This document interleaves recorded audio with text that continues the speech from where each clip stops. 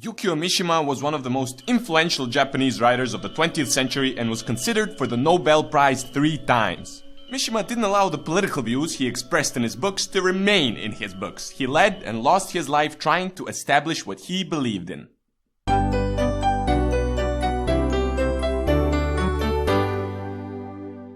Mishima was separated from his family at a very young age and lived with his grandmother. His grandma wasn't the kind of grandma that would give you cookies all the time and make more food than you really need. She was the kind of grandma that was often violent, didn't let you leave the house, and made you play only with your female cousins and their dolls. Fair to say, he didn't know much about football, but who cares when you can make a perfect French braid on a Barbie doll?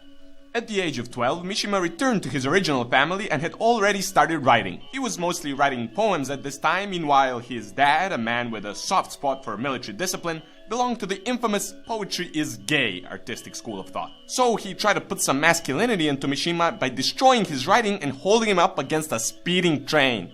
Mishima was drafted for the Japanese army at the beginning of World War II, but had a cold when he went for a medical checkup. The army called Dr. Drama, and he claimed it was not a cold but tuberculosis. So Mishima wasn't able to take part in the war.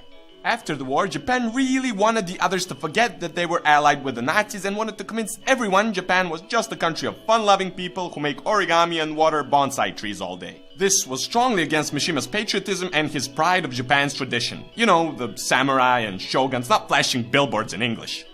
Mishima had an option to marry Michiko Shoda, who later married another guy and is now known as Empress Michiko. Well, I guess she's not crying herself to sleep because Mishima swiped left.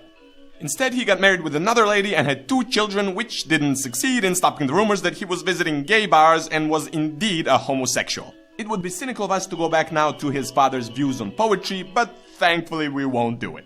Having been let down by the westernization of Japan, Mishima formed Tatenokai, or the Shield Society, a private militia consisting of around 100 students who were devoted to returning Japan to its former ways. Mishima followed Bushido, the code of the samurai, and was hated by both the left and the right.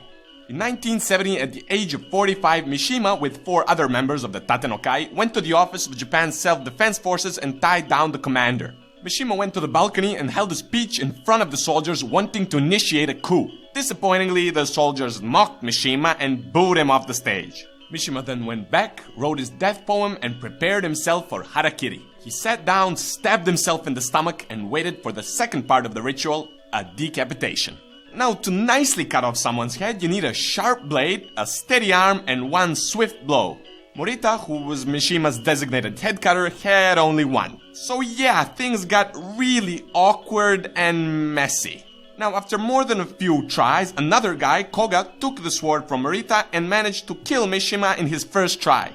Embarrassed with his performance, Morita kneeled down next to Mishima and committed harakiri as well, with Koga now decapitating 2 of his friends on the day he was just supposed to be an uncredited member of the audience. Be sure to like and share the video if you enjoyed it, and don't forget to subscribe. See you next week!